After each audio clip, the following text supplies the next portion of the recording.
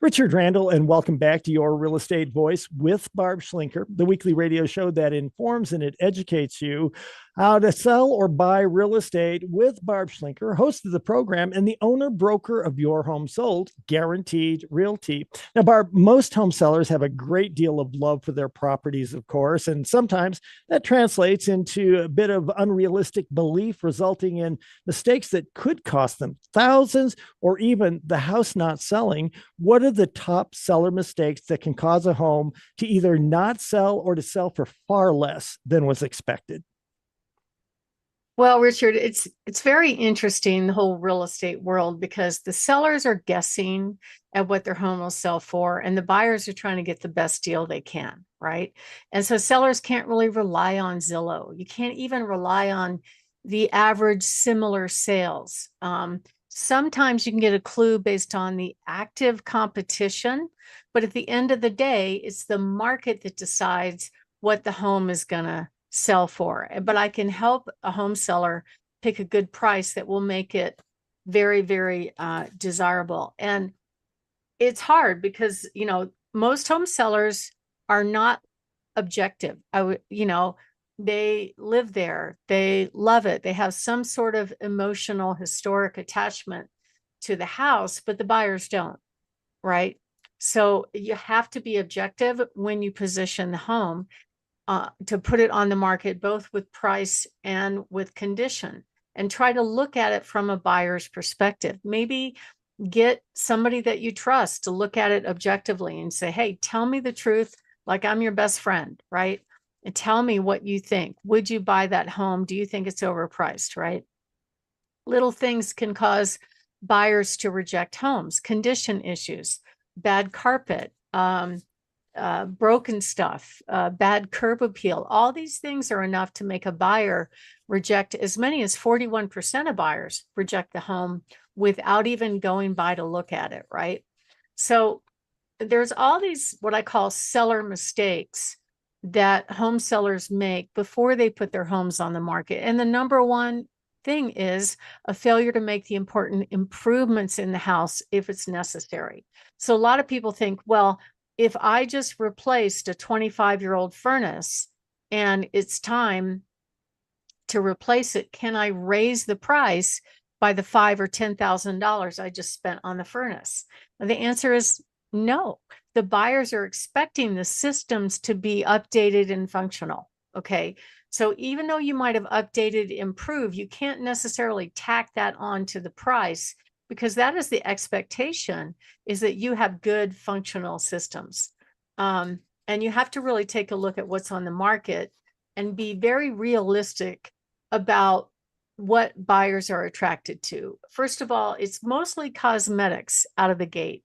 So if you have homes with tired carpet, really dead landscaping, or some of these obvious things that need to be resolved, there's two solutions. One is you fix it.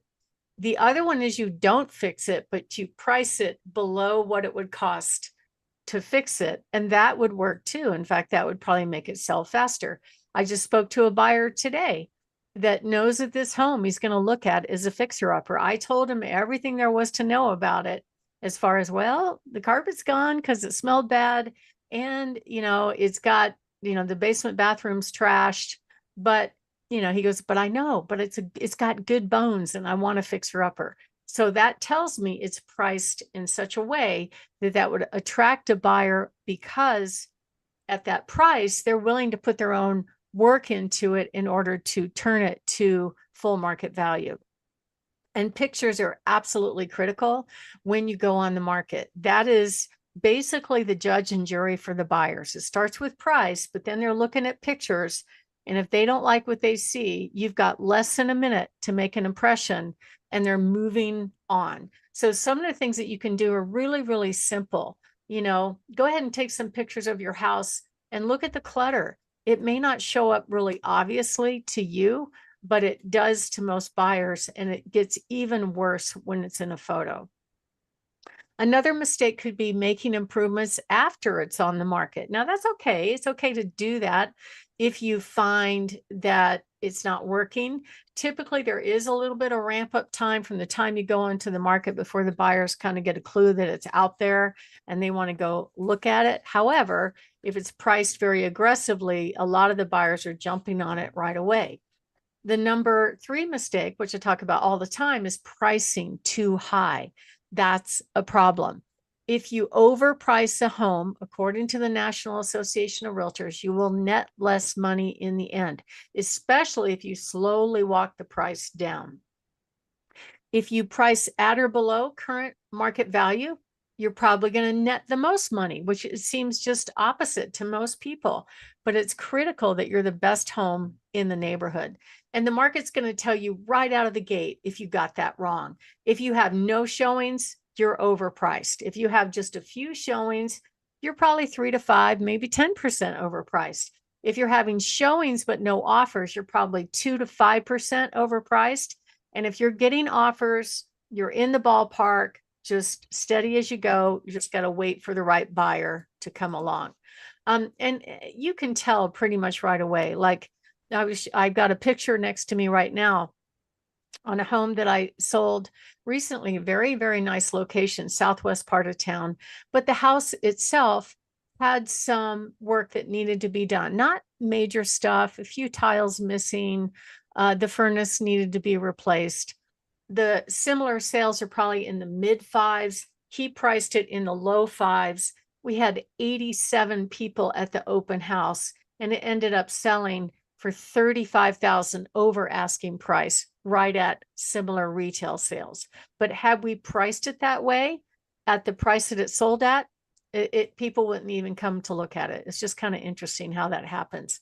I have another one, same thing. They fixed everything they needed to fix, touch up the flooring. They didn't really have to redo much, painted the cabinets white, put in some nice tile.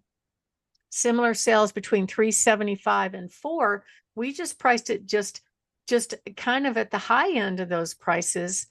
And we had a huge crowd at that open house, and it sold for 10% over asking. So it really depends on the price range. Another example would be pricing it, too low. You can price it too low. There are a lot of assumptions that take place. If you're priced too low, they think that there's something wrong. So there's a fine line, and you want to hire an expert to help you do that. And that's part of what we do. Number 5 mistake is letting your agent take bad pictures. You don't have to show every nook and cranny. In fact, certain areas really don't look good in photos no matter what. Things like closets, especially if there's clothes in there, the inside of garages, unless those garages have been completely refinished and they're empty. Other than that, you don't want to take those pictures. Unfinished basements aren't that pretty, and clutter is not your friend. Magnets on the refrigerator, a bunch of junk on the counter, that has to go, because we know that buyers are eliminating homes based on the online presentation. And mistake number 5 is just doing this on your own. If you decide, well, I don't need a real estate agent, I don't want to pay that commission or whatever. Okay, I understand it. And you could probably put your house up in some of the big websites like Zillow, and you might get an offer. But according to the National Association of Realtors, most home sellers net a lot less money selling by owner than they would on the open market. And you have to keep in mind, a large percentage of the buyers are way younger than me, right? They're in their 30s, 40s. So if you've got younger buyers, even in the price ranges that are higher, you need to try to position the home like that, make it more austere. They don't like clutter, I will tell you that. And do things to try to impress those people, because they're very into technology. They're very into making a decision quite quickly, and you want to make sure that you position the home to attract that buyer. My name is Barb Schlinker. I'm the broker owner of Your Home Sold Guaranteed Realty and the host of this show. So if you are thinking of making a move and you'd like to have a free in-home consultation on what to do and what not to do to get your house ready for sale, give us a call, 719-301-3900, or go to barbhasthebuyers.com. Richard? You're listening to Your Real Estate Voice with Barb Schlinker of Your Home Sold Guaranteed Realty. And if you're thinking of making a move, call Barb 719-301-3900 or visit barbhasthebuyers.com. Barb, it's time for the lightning round. Some of your hot new listings. Tell us about them. Yes, I have a great home, 2436 North Mead Avenue, priced at $325.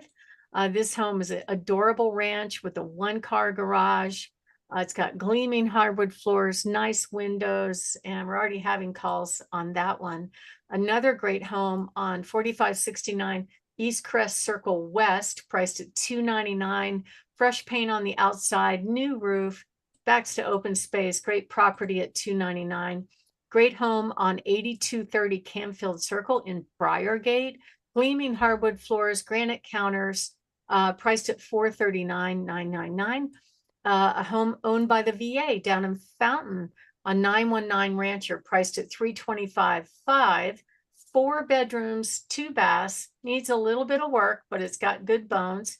We also have a great home on 1438 East 13th Avenue in Pueblo, priced at $359,000 with a pool and a detached big 2-car garage. Couple of great properties on North Rush Road. One's at $374,900 on 2 acres. The other is at $464,900 on 9 acres. Both of them back to open space. Beautiful, quiet area. Great home on the west side, 610 North Tower Road, priced at $499,000. They were able to rent out the basement of this home and command almost $15,000 a year Airbnb. Great home on Carr Avenue in Cripple Creek, priced at $292,000. Would be a fabulous rental property right there in downtown Cripple Creek. Another spectacular home in Briargate, 8930 Coberdale Court, priced at $359,000. Gorgeous home with remodeled kitchen and master with a 3-car garage, great backyard at $659,000. Fabulous home, 477 Pinecrest Road in Woodland Park on 4 acres, spectacular views, detached 3-car plus covered parking for the 4th car and all your toys, priced at $599,000. Stunning home on 1240 Big Valley, priced at $699,000 with an extra detached garage and a remodeled kitchen. Amazing home down in Walking Stick 9 Royal Troon in Pueblo at $550,000. Beautiful home, almost 4,500 square feet.